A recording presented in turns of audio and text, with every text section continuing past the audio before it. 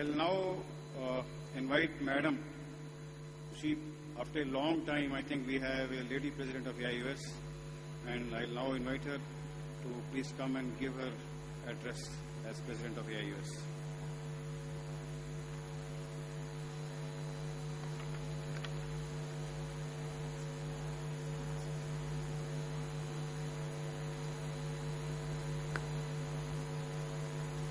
Thank you, Dr. Raju.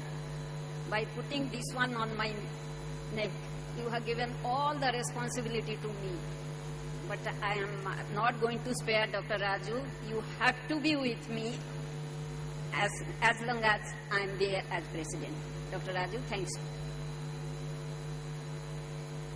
Good evening. Dignitaries, invited guests, members of the press and media, colleagues, ladies and gentlemen.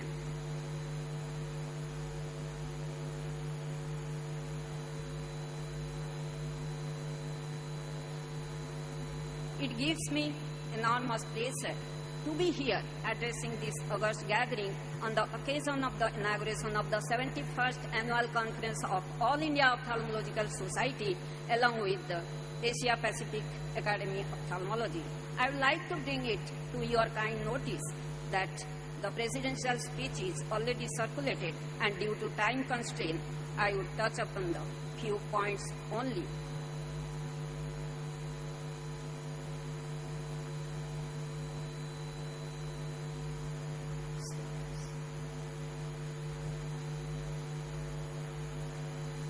Slides.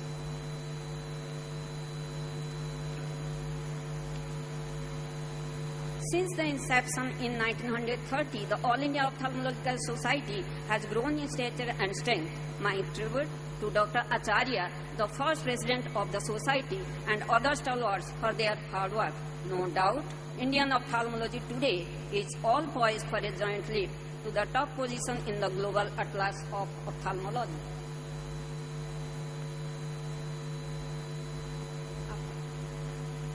Our effort to improve academic at national level. Next. No, previous.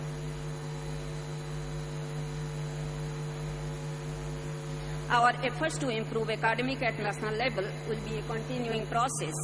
Measures to strengthen the infrastructure,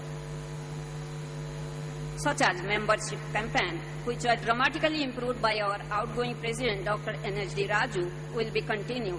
It is my proud privilege to mention that the foundation stone of the headquarters building was laid on 2nd December 2011, and I am confident that a full-term baby will be born after 36 weeks. Of 12 million blinds in India, I would like to emphasize on corneal blindness, childhood blindness and diabetic retinopathy. Corneal blindness is more pronounced in developing countries and affects 3 million people. Asia shares 65% of this, and we in India have 1/4 of the total load. Mostly children are affected, which led to a huge economical burden to the society. Half of the corneal blinds can be cured by keratoplasty, but due to paucity of the donor corneas, a number of patients are waiting for surgery. Despite the fact that the corneal infection is responsible for worldwide cause of monocular blindness and is a major problem in this part of the world, a uniform guideline for its management is still lacking. The next important aspect being eye banking. Ever since the establishment of Eye Bank Association of India in 1989, a number of improvements have been achieved in eye banking. However, the legal aspect is suboptimal. Considering the eye is an organ, we follow the Organ Act of 1994. However, the eye retrieval is entirely different from that of other organs because it is retrieved only after death. I therefore most humbly request Government of India to separate this from Organ Act, which should be labeled as Eye Act. shortage of pediatric eye care professionals and fragmentation of pediatric eye care services have all contributed to this vexed problem that has assumed a formidable dimension, particularly in India. The cost of effective healthcare intervention for combating childhood blindness has been proposed, and AIOS is taking up this most challenging issue on square footing.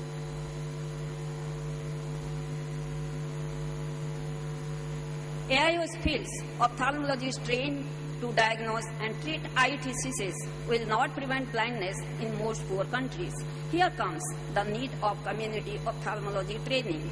We need to evolve a program on a broader perspective based on a public-private partnership in the field of healthcare delivery system and the implementation of the blindness control program spearheaded by NPCB. Our society is also working in close collaboration with the Vision 2020. AIOS does an important role in coordinating and integrating this concept at the national level. The increasing incidence of blindness due to diabetes has been a cause of major concern for us. Our society has already outlined a national-wide approach to this ever-increasing menace. The AIOS has suggested setting up a teleophthalmology center in the remote rural areas, but we need to establish this system all over the country to make it a successful venture. AIOS involvement in state activities and for affiliated society is enormous. The numerous benefits are acquired from the membership of AIOS. Besides all the existing gifts for the members, another exclusive access for them is online continuing medical education program in the form of webinars, webcasts, online seminars, web video library, podcast, and the likes, which are organized by the society. AIOS provides social security and support to the members' family. Litigation is a growing concern.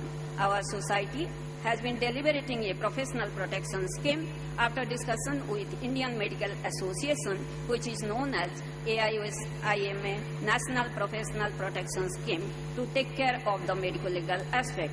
Similarly, Family Benefit Scheme has been doing immense service to the family of deceased AIOS members. Areas to be targeted this year, which I have taken as agenda, formulating guidelines for the management of corneal ulcer at national level, establishment of new and uniform eye, combating childhood blindness and rehabilitation in particular. I am happy to say that AIOS has introduced a chapter for women ophthalmology in 2008, and more will be done in the years to come. AIOS has become a cohesive body. It interacts at all levels with excellent teamwork. The team AIOS is committed to serve the society in best possible way.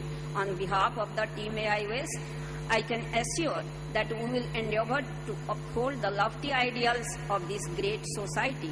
My thanks to all concerned. My special compliments to office staff of AIOS, as they have been managing the administrative affairs with meticulous care and attention. Thank you, Mr. O.P. Gupta, Mr. Kirpal, and Mr. Naveen Sharma. I have an exceptionally large family which constitute husband, son, daughter-in-law. All three are ophthalmologists, hundreds from Dr. Rajendra Prasad Center and thousands from All India Ophthalmological Society. All of them are always very supportive. My heartfelt thanks to all. Finally, I would like to conclude by proudly saying that our society is heading towards greater heights in terms of professional expertise, academic excellence, organizational solidarity, and social commitments. We are well poised to march forward with renewed vigor and vitality. Thank you for your patience and kind attention. Long live AIOS. Jai Hind.